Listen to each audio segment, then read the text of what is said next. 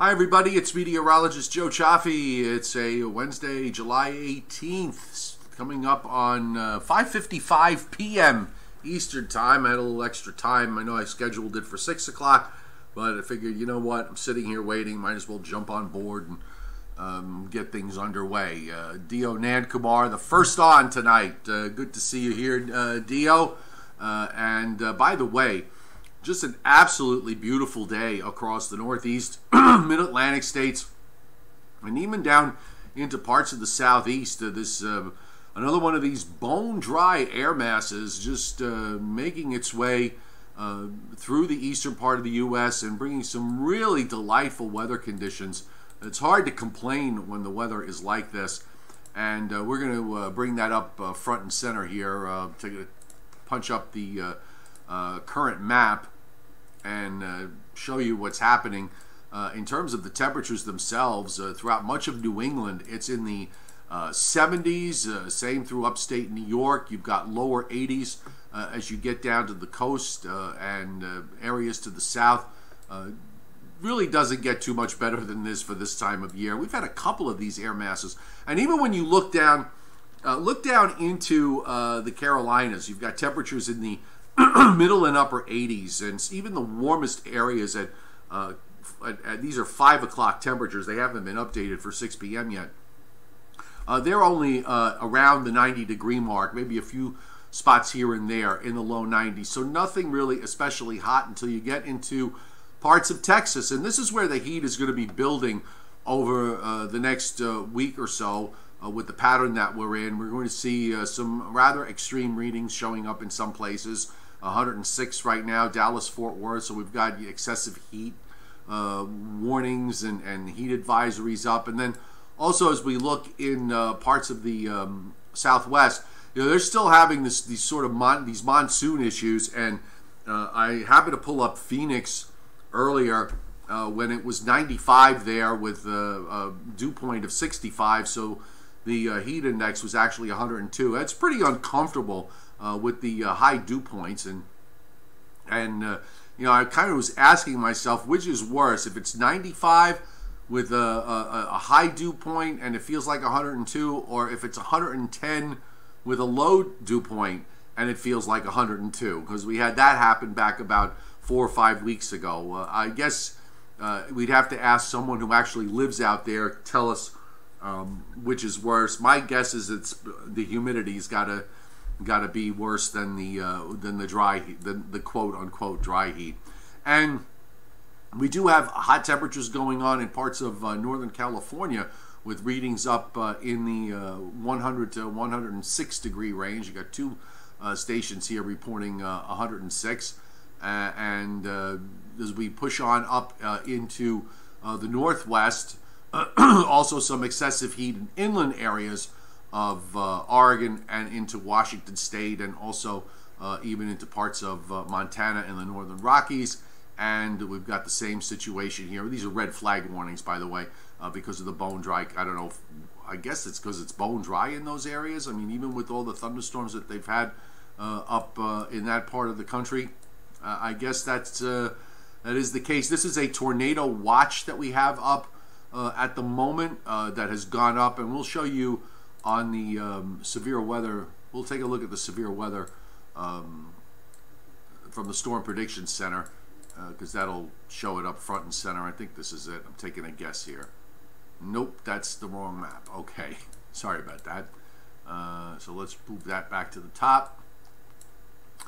And there's the Storm Prediction Center's map, so we can bring this up front and center. And here's the problem for tonight with all the risk in the plains and extending northwestward, the enhanced risk, and that red box that pops up, that is a tornado watch. We're coming up on 6 o'clock Eastern Time, so remember, if you're watching this later on a replay, this is dated stuff, so you want to check with your local National Weather Service office at weather.gov for the updated severe weather threats and the updated radar. But this is as of 6 o'clock Eastern Time. Not a whole lot of thunderstorm activity going on at the moment across the U.S. with all that dry air in the northeast and mid-Atlantic states and Great Lakes, there's no thunderstorm activity or shower activity at all across the Great Lakes, Ohio Valley, and Northeast. We've got some scattered cells across the southeast and in the Gulf states and over parts of Florida. The marginal risk back in the southwest, of course, and that corresponds to that the monsoon in the southwest. And then, of course, we've got the area of risk up through the plains. So this is our severe weather look for today. And by the way, seasonally, I'm sorry for the throat issues. It's especially dry in here for some reason tonight, and that's kind of bugging me just a little bit. Anyway, what I was getting to is the number of tornadoes this year is so far running below average, and you know, we already went past through the peak of the severe weather season, so it's hard to imagine that we're going to see us approach the average number, which is around 1,200. I think that there have been maybe about half as many over the course of this spring and summer. It's pretty interesting. There's a whole host of reasons why that's happening. One of these days we'll maybe get somebody who understands this stuff a bit better than I do and bring them on the show. So let's jump to where our models are taking us and see where we're going with all this, because we do have an interesting situation developing for the weekend. And I've got the new GFS up. With this deep trough that's going to carve itself out in the Ohio Valley down into the southeast, low pressure is going to try and develop, at least the model's been trying to show this for the last few days, along the Georgia-South Carolina coast. And it doesn't quite close it off here on this run. It sort of has it stretched out, but it does suggest that there's going to be rain and maybe even a little bit of wind for coastal areas from Delaware to southern New England Saturday night into Sunday morning as we get this kind of a wave of rain. And it'll be interesting to see how that plays out. But one of the things I will say, because I know I've already gotten this question, and that is I don't think this is going to have time to become any kind of tropical system. It just happens way too quick, in my view. And there's that trough dropping in. Let me just backtrack this and show you how it just drops down over the Great Lakes and just sort of plunges southward there. That is a very, very strong upper air feature. And even the surface setup that we have is something that usually resembles something that we usually see in later in the fall, during the winter, and in the spring months. You don't always have these cutoffs dropping down in the summer months, but it's that kind of year. And then with this setup here, it wouldn't be as big an issue if there was something upstream to kick it along, but there isn't. And that trough is basically going to hang there in the Ohio Valley and in the east most of this week. So this kind of opens up a flow of moisture up the eastern seaboard pretty much every day next week. So I think we're probably going to see periods where we're going to get into some downpours, and then other stretches where we're not going to get into some downpours. The ridge that's off the Atlantic coast is eventually going to try and build back westward, so we're going to have to watch to see how far west it builds. But there's that first area of rain for later Saturday, Saturday night, and Sunday. And actually, if you look carefully here, Saturday morning, there's a little wrapped up closed low off the Delaware coast that moves northward, and then it lifts up and out.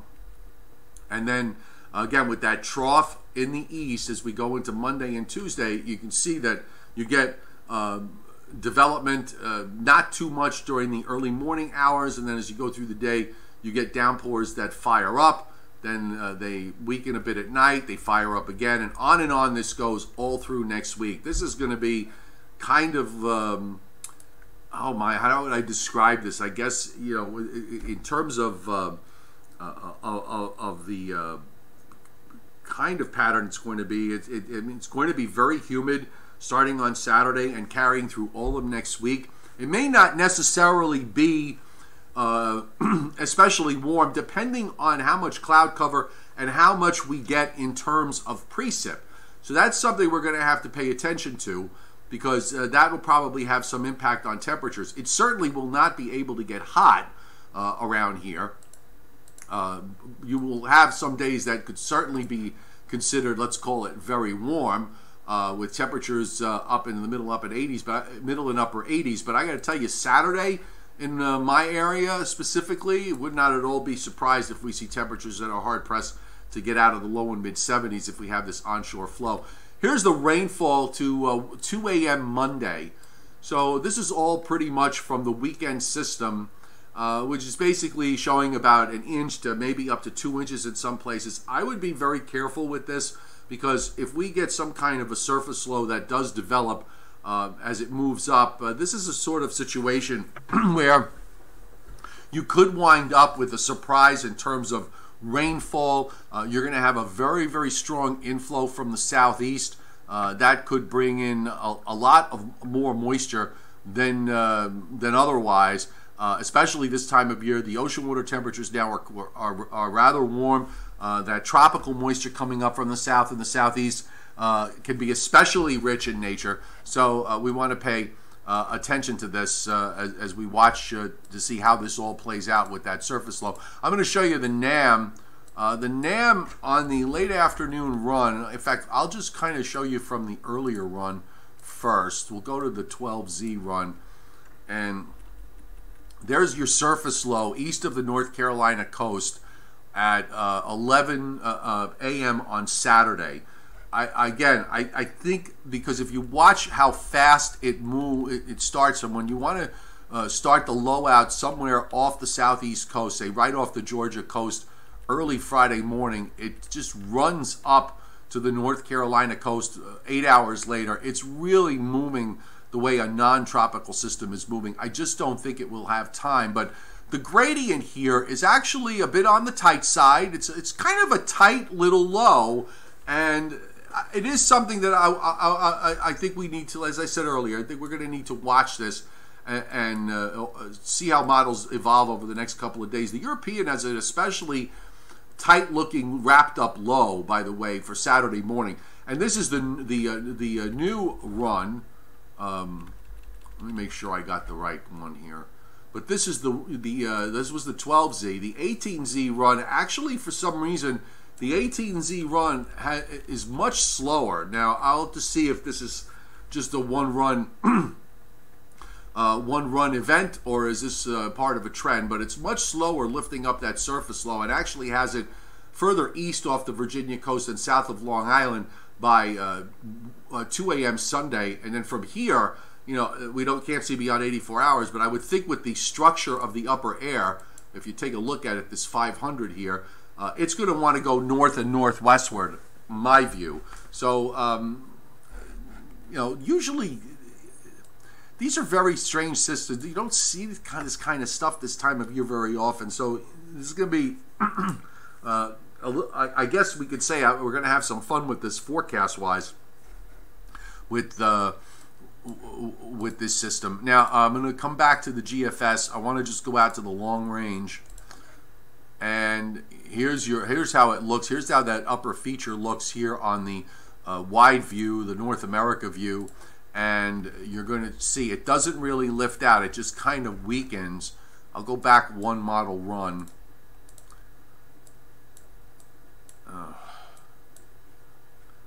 Why? Oh, got stuck there for a second. So there's your trough from the 12Z run, and it weakens, but then right behind it, as we move through the latter part of next week, another broad trough tries to come into the east, fighting off that ridge that's out into the Atlantic. So we seem to be in this pattern where troughs want to form and lock into the eastern part of the United States. So we are probably going to see a long duration wet pattern beginning on Saturday and probably taking us through at least the very last days of the month of July. Let's look at the tropics. I do have the tropical satellite for you. One of the things I want you to look at is right in the middle of the picture. That's right over the Leeward Islands. and watch the clouds, because the beauty of the GO 16 is you can see the layers, the cloud layers, so well. And you can actually see the strong winds in the upper atmosphere. If you notice, the clouds at the closer to the surface are going from east to west, and the clouds in the higher levels of the atmosphere are going west to east. And that's indicative of the strong wind shear pattern that exists over parts of the tropics. You go out across the tropical Atlantic, you do see a couple of tropical waves there. They're fairly far to the south. Looks like they're actually south of 10 degrees north. It's hard to see. It's hard to see how you're going to get any development out of this. And there appears, in my view, from what I'm seeing, the way the clouds are moving here, there appears to be some northeasterly shear going on across the eastern Atlantic on westward. So this is going to be problematic for tropical storm development. One of the things that I want to point out is with that upper air pattern in the east, let's try and keep an eye on the area off the southeast coast of the United States, from Florida eastward to about Bermuda and southward to the Bahamas. That's a place where you don't want something to fire up while you have a deep trough or a southerly flow along the east coast, because anything that does form there in that type of a setup will have an opportunity to come straight up. Don't see anything in the offing, but just watching. And I wanted to take a look, by the way, tonight at the Pacific side. There was a disturbance that the Hurricane Center had a 70% chance of developing back a couple of days ago. Well, what's left of it is south of Hilo, Hawaii, and here we have the same situation with hostile wind conditions aloft. There's some strong wind shear going on south of the Hawaiian Islands and westward, so this system is probably just going to get ripped apart.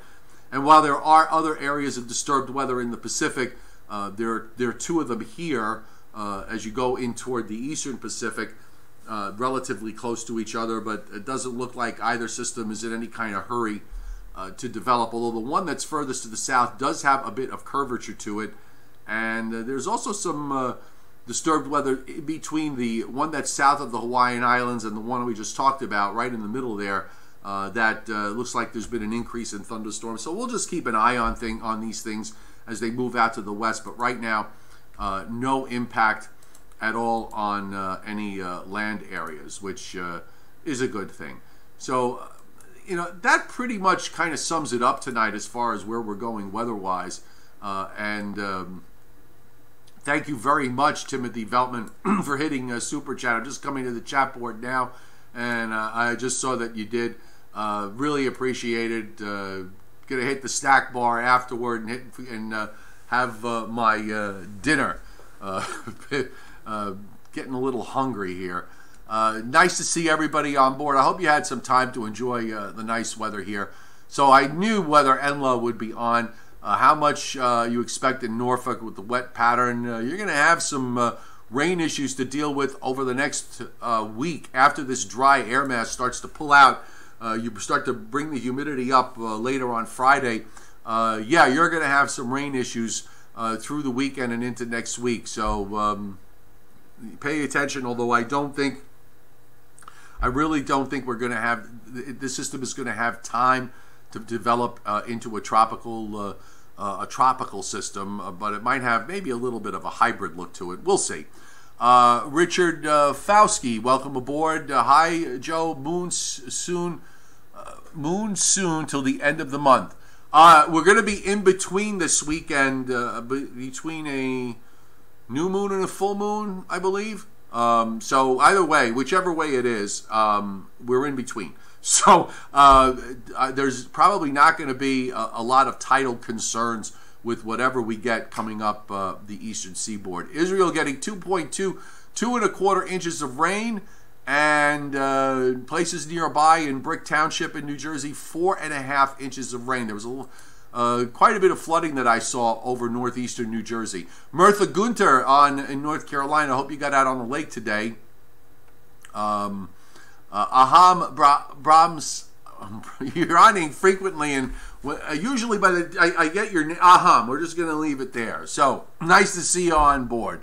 We're trying a lot of folks not writing here today on the comment board. William Uber, nice to see you on, Bill. Hope you had enough rain to stop having to add water into your pool. I'm going to check on mine tonight when I get home, as I haven't been home the last couple of days. So when I go home tonight, I'll be pleasantly surprised to see what an inch and a half of rain has done to my pool level. Johnny Quest, a wonderful day here. Dark blue skies, cool temps. No rain for you today. Good for you. And temps felt and looked like early October. A few people mentioned to me today that it kind of had a bit of a September feel to it. Temperatures, by the way, a lot of the models were at least pushing up mid to upper 80s for my area, and we only made it up to about low and mid 80s. So that was nice, and we've got a nice cool night ahead and a nice day for tomorrow and Friday. Tomorrow's will be a repeat performance of today. Dew points down in the 40s and low 50s. You can't beat that for this time of year. Kakins 100 figures rain all next week for my vacation, but that's okay. I don't think it rains. Obviously, it's not going to rain continuously. There will be stretches where it doesn't. It's just that I think that we're going to have the dynamics there every day for downpours to develop, and it's going to be one of these deals where they're going to, form in some spots, and maybe some places will get a break on one day. You'll have probably some days where everybody will get something.